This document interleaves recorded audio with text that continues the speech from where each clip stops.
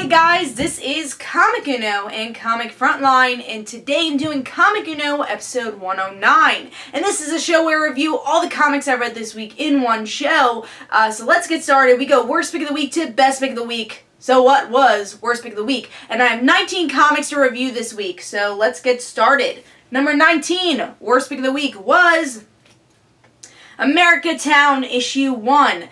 Which shocks me, because I got this printed because I thought I would love this series. From the summary, it sounded like my cup of tea. You know, commentary on society, family running away, you know, a family book. But everything I read in the summary did not spurt out or, you know, go out on these pages here. Because I didn't really get caught up in the story at all. With this, it's about this guy, the son, he works for, I guess, the bad part of the government, and then the father's held captive, and the family's somewhere else, and the son dies. Honestly, they never stated what this world's all about. It's just like kind of this hint of family with a really cartoony artwork, which I didn't think fit the story at all. Like, it's not bad artwork, I just didn't think it fit the tone of the story, and it just never really explained the world. I mean, or really the characters either. There was never inner monologue where you understood the characters. You kind of understood the idea of the book. And I just was not thrown into the story at all, and I was just really disappointed because I wanted to like this book, and I got it in print because I thought I would. So Americatown issue 1 gets 2 stars. Maybe I think it could have been lower. I think it was 2 stars. Yeah, it was 2 stars. The artwork, again, looked okay, but just didn't fit the book. So 2 stars, that is number 19. Moving on to number 18, which is Justice League United, issue 12. You know, I'm getting tired of this book. Oh, it is a $3.99 book, so that kind of sucks. But, there's, like, a lot of potential for this book. That's why I'm just, like, keep picking it up. And I like the roster. You know, Batgirl's in the book. Stargirl's in the book. Yeah, and also the new Equinox characters in the book who I like. I liked Adam Strange story, Animal Man. There's a lot of cool characters here. But the story itself is so bland. It's so bland. They go into the red. They're fighting. You know, there's some villains fighting with the heroes. The artwork really does not fit the story at all. I don't know, very thin-lined. I wasn't a fan of it. And yeah, the story is just really, really bland. I'm never really into the story at all. And that's just the best way to put it. And also, I just feel like there's not a lot of chemistry between characters at all for a team book. I think a lot of the characters actually sound the same. They're just like saying stuff and not really saying stuff as the character. There was actually this really weird transition where one of the villains, I think it was Poison Ivy, mentioned Adam Strange. So they mentioned Adam Strange, and then I saw, Adam Strange changed his skin color, in the middle of the arc. But it was actually, Steel. It was, John Henry Irons. And I was like, oh, it's Steel, but the way they transitioned it, I thought it was Adam Strange, and he just was a totally different looking character than he was like an issue ago. So I'm glad continuity was okay in this issue, but I thought it was a really weird transition. I thought we were going to see Adam Strange and we didn't. And then at least they highlighted it in the title as it was Steel, but still, weird transition. So yeah, going back to it, it's just a really bland book. I'll probably read this digitally because, again, I do like the team roster and I see the potential with it, but I'm not really liking the story for a while now, so I'll probably be dropping this printed. So Justice League United issue 12 gets 2 stars. And that is number 18. Moving on to number 17, which is Batman Superman issue 23. Sad to see this book so low, because I've been enjoying Batman Superman for the most part. I like what they've been doing with the truth story and mixing Commissioner Gordon with it, but this issue wasn't Batman and Superman, it was just Superman. There's like some hints of Batman. He talks to Batman a little bit in this issue, but it's mostly a Superman issue. The best parts of the issue is probably Batman talking to Lois Lane about Clark, and Clark, you know, having the motives of always putting humans first, but not maybe not having the right motives. He always thinks about it his way of saving people, but it might not be the right way, which I never thought about that with Superman ever, but sure, they put it here. In the actual story, though, they're like in these mines. I don't even know where he is. He puts an armor on, he's trying to save people, and he sees Aquaman. It's a really weird story. The coloring, it took me off. I didn't really like the artwork that much here, especially for Superman. But I did like the artwork for the Lois Lane chapters. I liked that. I think the artwork tended to get better as we went on. But still, it's just like really dark, and I didn't like it. So, 2.5 stars for Batman Superman. If you're looking for a Batman story also, he's not really in here. He just kind of like guest stars in his own book. And it's also an expensive book too. So, 2.5 for that. Didn't love it. Alright, we are on 19, 18, 16. Number 16 is Secret Wars, issue 5. This is a book I'm not totally enjoying. I don't think it's ever, like, past the bottom level of my list. You know, I like Secret Wars, the event, for the most part. I do think it's a bit long, but I do like a lot of the tie-ins that came out of Secret Wars. I've been enjoying them. But the actual event itself, I don't really care about Doom God that much. I think it's just been going on for way too long. And this story is just a lot of explaining. I mean, I'm not a particular fan of Hickman's writing. I know people are. I'm particularly not. So I don't like the way he explains things in his books. It's just a lot of talking and never showing.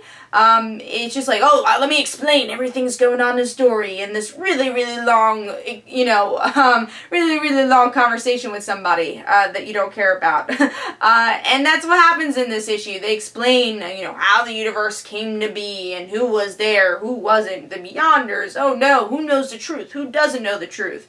And the things I liked about this issue, though, why it's a bit higher than some of the others, I think the artwork's pretty good. Like, I do think it's still a bit light, and they still have some of those O faces every once in a while. But, you know, it's, you know, good enough artwork.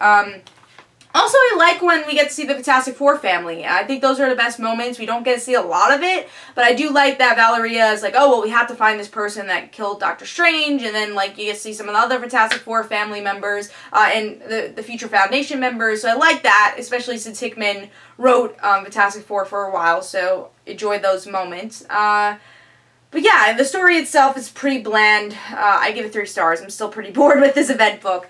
Secret Wars, issue 5, 3 stars. Alright, now we are up to number 15, which is Catwoman, issue 43. A little lower than last month.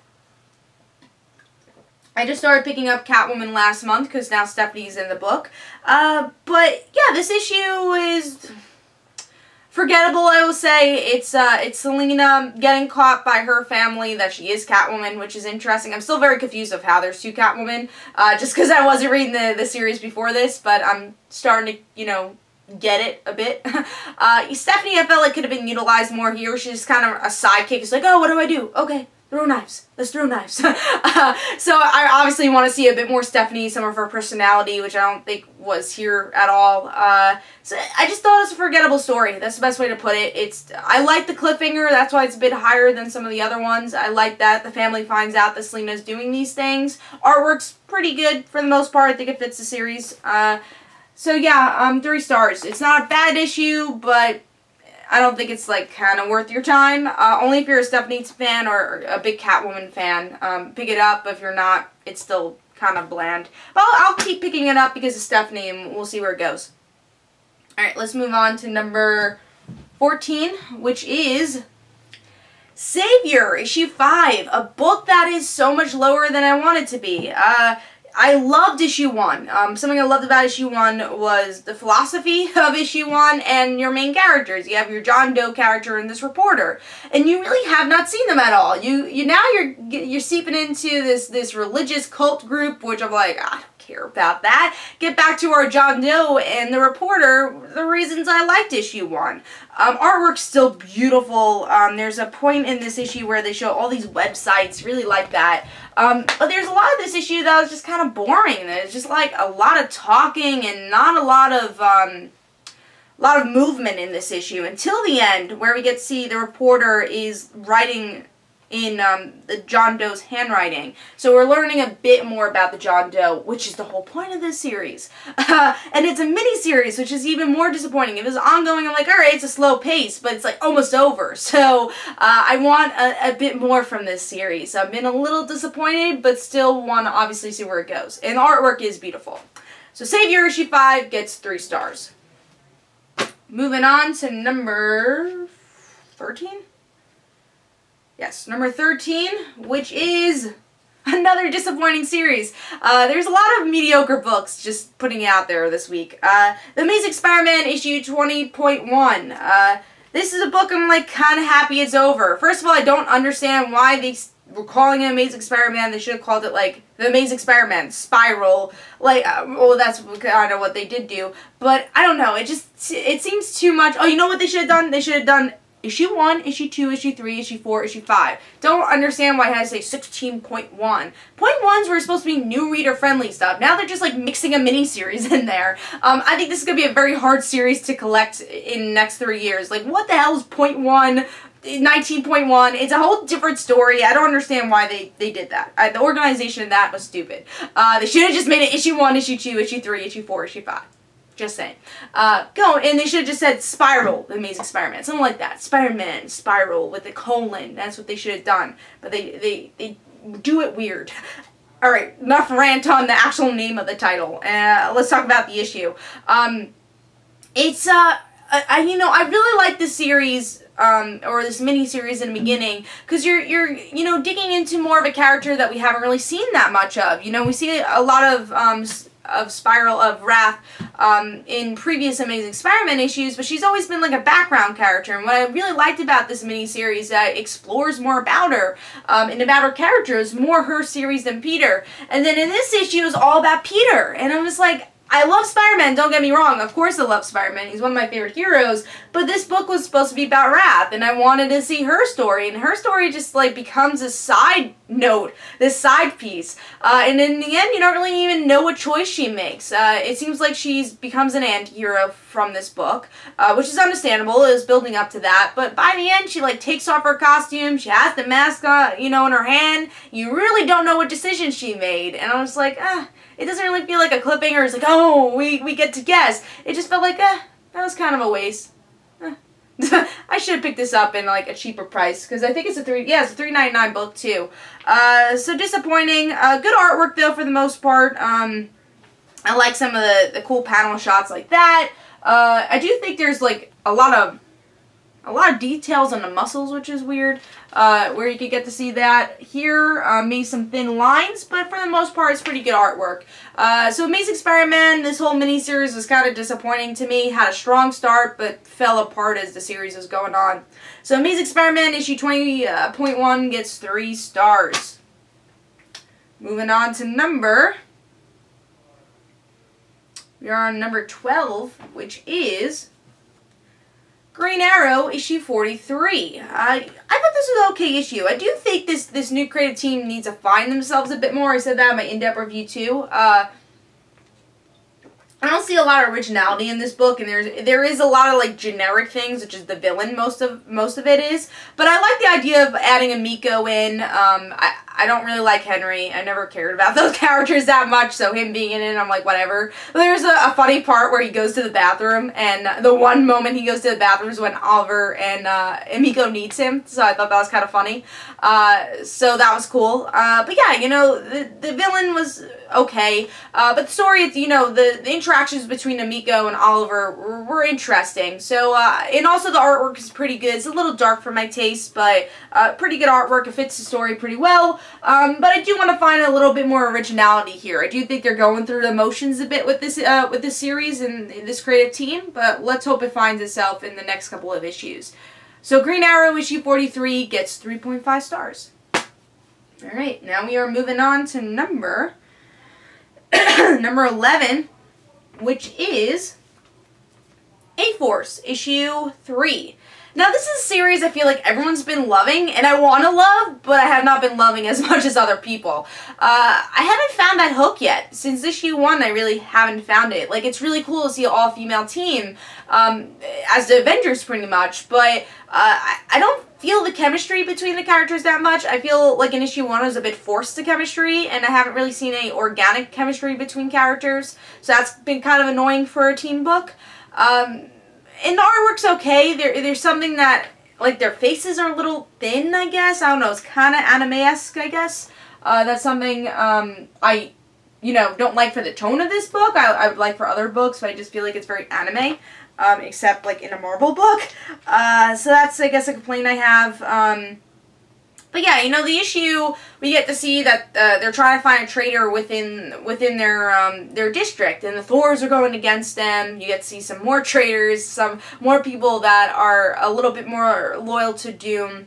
But yeah, overall, it's an okay issue. I'm still not feeling that hook, and hopefully that hook will come soon. So A-Force issue 3 gets 3.5 stars. I think we're up to number 10 now.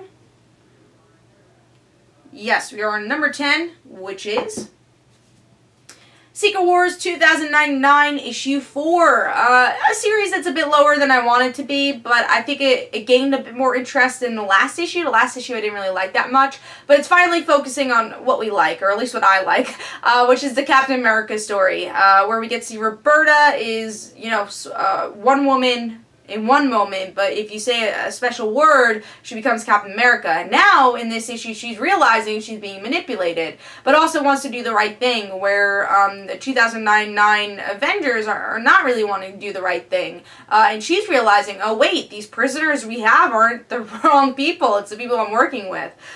So yeah, overall, I like the issue. I do think the beginning issues are a bit stronger. I still don't tend to really care about some of, like, the Hercules scenes. I didn't really care about. Also, the artwork is, maybe it's the coloring. The coloring's a bit on the blander side. But overall, I think it's a good series, and I'm really excited to see what happens in the next issue. So I gave this issue 3.5.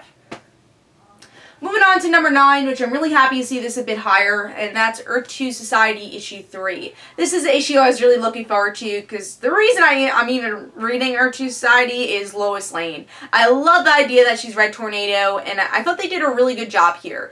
First, just to get some of the negatives out of the way, I do think the artwork could use some work. There's not a lot of detail and background. I still don't really understand the aspect of the society. Like, I understand the characters, but they have not shown us what the society looks like. It's just, like, really a lot of red things in the background. So they could have really shown us a bit more detail on that. I need more detail in the background, especially these doomsday type moments. I just need more detail. And you can see that there's just, like, kind of red marks in the background. I just need more imagination there of what this world looks like. But the actual Lois Lane part is beautiful. I love it. Because, I feel like Lois Lane has been going through the motions a lot throughout Earth 2. She hasn't really had a time to think of, like, hell, I'm a robot. In this issue, she finally has time to think, hell, I'm a robot. And even society, after all, all the robots killing them, they're scared of her and saying, you don't belong here. And then she's like, no, I'm human. And she loves that her father actually gave her the ability to cry, because she cries a lot in this issue, but that is deserved. And she finally finds her place. And then she finds that what she likes the most is saving people, and those people respect her and even give her clothes, which is really cool, and the reason why we get to see her in the journalist outfit. The part I didn't like about this issue is honestly the present story. I really liked the way she's developing in the society. I love that, and again, the inner monologue was great. But yeah, I think the Sloane story, I've never cared about his character in Earth 2, and I'm still not caring about it in society. We'll see how it works in the next issue. But this is definitely the best issue of Earth 2 in a really long time. And I'm glad it was a showcase on Lois, and hopefully we'll get to see even more with Lois, and this makes me at least want to pick up more of Earth 2. This was the deciding factor if I was going to pick up more of Earth 2 or drop it, but I'm going to keep it on my pull list for now. So Earth 2 Society issue 3 gets 3.5 stars. We are moving on to number... What are we up to? We are on number 8, which is DC Comics Bombshells issue 1. A book that I wanted to be a bit higher. I was actually really excited to read this issue. It was featured on my pull list article on the top because I was very excited to read it. But I think the first story with Kate, we get the first story with Kate where she, we find out about her relationship, and it's pretty much like Kate in the 1940s. She's on a baseball team, and I really liked her character. And also, I'll add, the artwork's beautiful for each story. It's the same artwork and same artist for all the chapters.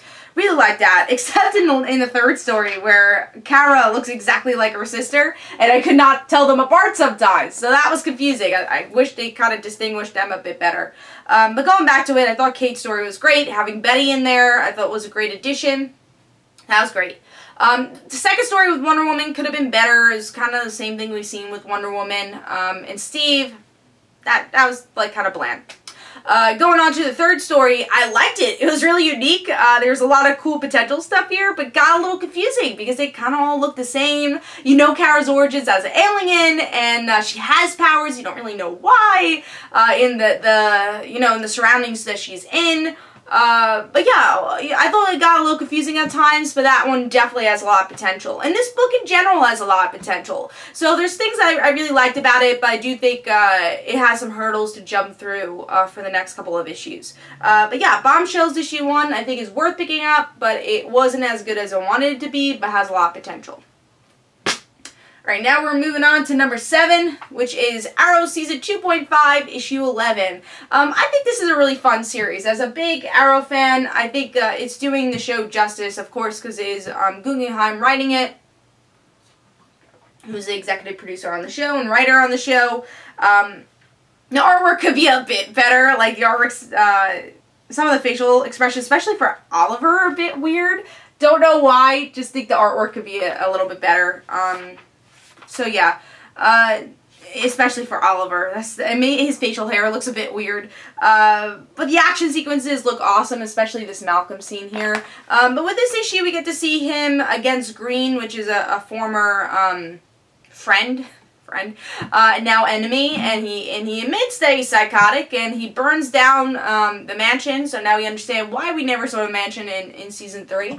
And it is a cool, actually, Laurel moment too, because Laurel's kidnapped, and Oliver and Laurel have to work together to fight Green. But of course, Oliver is just being the same. Oliver saying, "Oh, well, you can't help me, Laurel. Run away, run." And Laurel, of course, helps Oliver before he dies, or is gonna die, but is saved by Laurel. So I thought that was a cool moment. And it was cool that they added some Malcolm in this issue, too, so I'm glad we got some Corto Maltese stuff. Hopefully we'll get more in issue 12, because that's the last issue for season 2.5.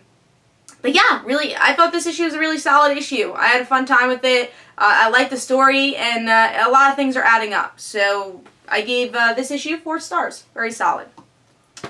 Moving on to number 6, which is Batman issue 43.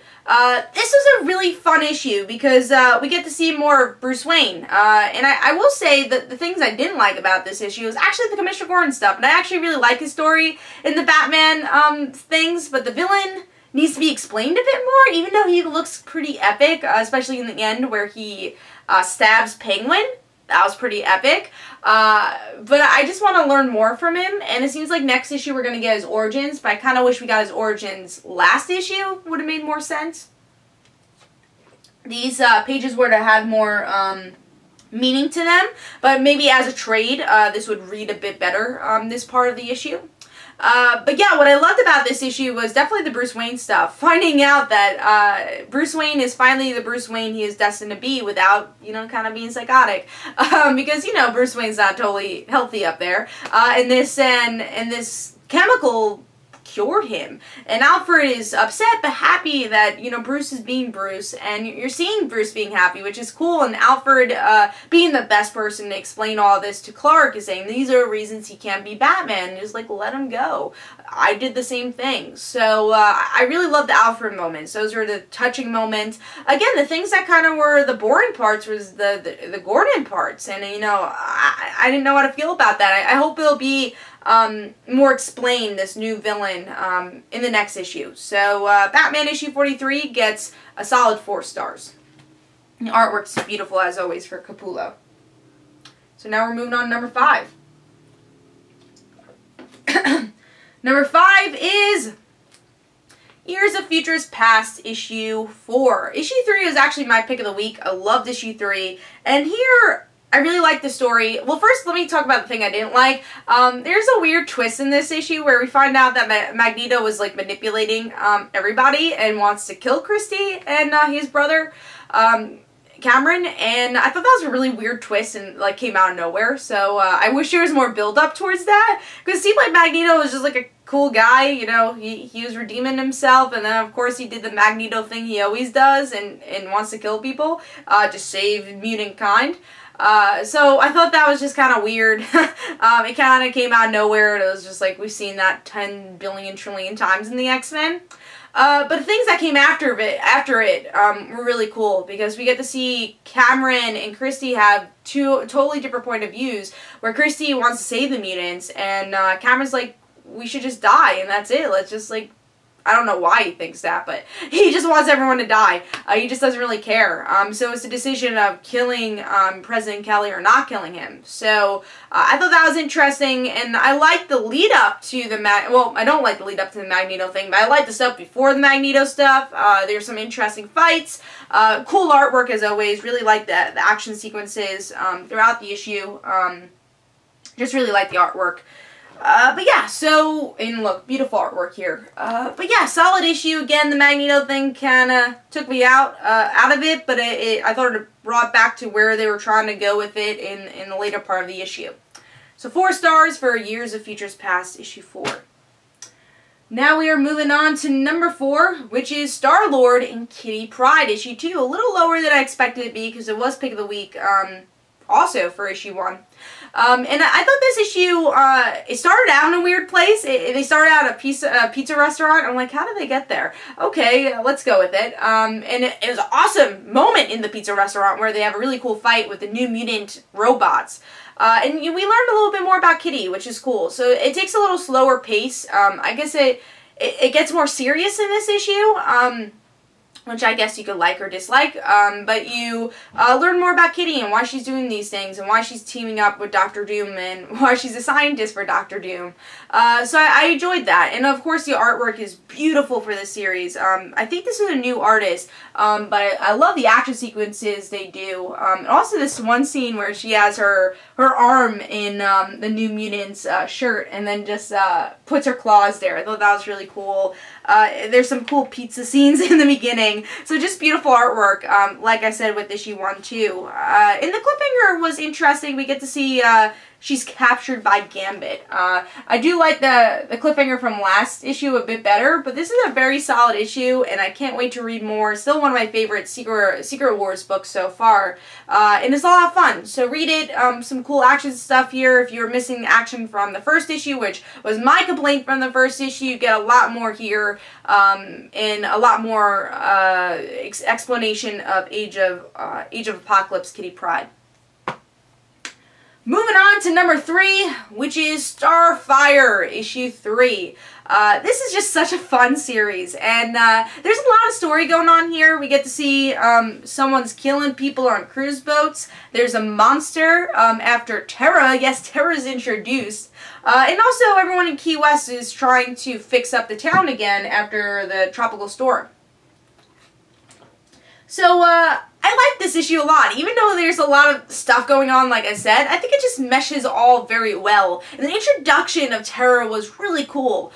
Because Terra's just like this normal person. She's a waitress at this like bar slash restaurant. And you see that she's, you know, getting used to Earth and getting used to this role. And you see that's kind of maybe a foreshadowing for Starfire, where she's not used to Earth at all, but she loves Earth. And maybe she'll start understanding stuff soon.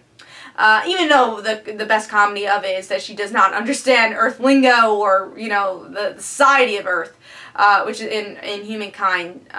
So yeah, I like this issue, the beautiful artwork, and really cool story. It's just really comedic and fun, and if you're looking for a fun book, it's a bit wordy, but I think it fits for this story, and for the series. Really cool supporting cast, love the community they're building, and I can't wait to read more of Starfire. So Starfire issue 3 gets 4 stars, and that's number 3.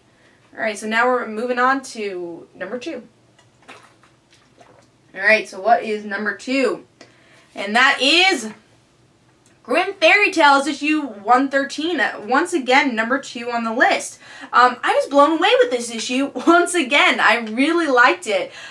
We get to see the new year for our students and how much our students have changed. How friendships are being made. Not just romantic friendships, but just friendships in general. The unlikely friendships, which I'm a sucker for. Like Wolf and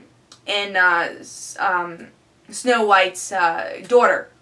And then we get to see some of the newer, like Simba. He's, now he's getting used to being a student there. And new students being introduced to the story with an interesting cliffhanger. But yeah, I just like the relationships that everyone's making and kind of relationships that have been broken, like Aladdin and Snow White's daughter. I think is cool. That they're not friends anymore, even though they were the expected friends, because they were kind of from, I guess, the same world, or they seem like in the same social group, but now they're not friends. And then the popular guy and her are friends, and they're all becoming like superheroes, which is cool. And then you still see Haley with Aladdin. Hopefully we'll see more of that story because she's a ghost. The people they've lost. It's just a really well done New Year issue with beautiful artwork as always, and I'm just really enjoying Grimm Fairy Tales. It's a series that took me a little while to get used to, but I think Pat Shand is just doing a great job and just keeps doing great issues, and hopefully we'll keep seeing that, having even more interesting story with this new year. So I give this this book 4.5 stars. Really enjoyed it. Can't wait to see more. Moving on to number 1. What was pick of the week? It's actually an indie book. And it's The Beauty, issue 1 from Image. This was a surprise issue because I actually originally read this digitally. Wasn't going to pick it up printed.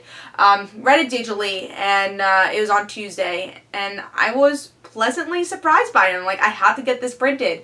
But what is this book about? It's about a sexual disease called The Beauty. And it's not a bad sexual disease. Or at least from what it seems like.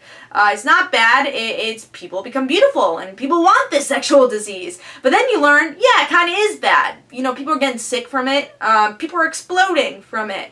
And it's in the point of view of the police, the police people that are dealing with the beauty disease. That's their mission, is to figure out who has the beauty and what do we do with it. It's very new. One cop actually has the beauty and she hates it because she gets sick and she's like, I don't want this. It's like everyone's looking for it and I just got it. I don't want this thing. And the other cop doesn't have the beauty at all. And in the end of the issue, he does get the beauty from his wife. So the wife's been a bad person. We'll see. We'll see if she was. Or me, yeah, she was definitely cheated on him. So we'll see how he reacts to that. It is an awesome way how he figures it out. So also what I love about this issue is the artwork. It's beautiful artwork for a book that's called The Beauty. And what I like about it is like the dullness of the world around them, but the person who has the beauty has this this color to them. So just the minor details of the coloring. It's just great artwork. And I was just pleasantly surprised by this book. This is a book that could totally go south really quickly. It's about sexual disease. But it just does it so well. And it made me really excited to read more after that cliffhanger. So I will definitely be getting this printed. And The Beauty issue 1 is my pick of the week. So I hope you guys enjoyed. This is Comic Don't forget to follow me on Twitter. Don't forget to like my Facebook page. Also in the description below, there's links for my comic book, Like Father, Like Daughter. And don't forget to like the Facebook page of Like Father, Like Daughter. And let me know in the comments below what was your worst pick of the week, your best pick of the week, and everything in between. And of course, I'll have a Comic episode next week. And I'll see you guys later. Bye.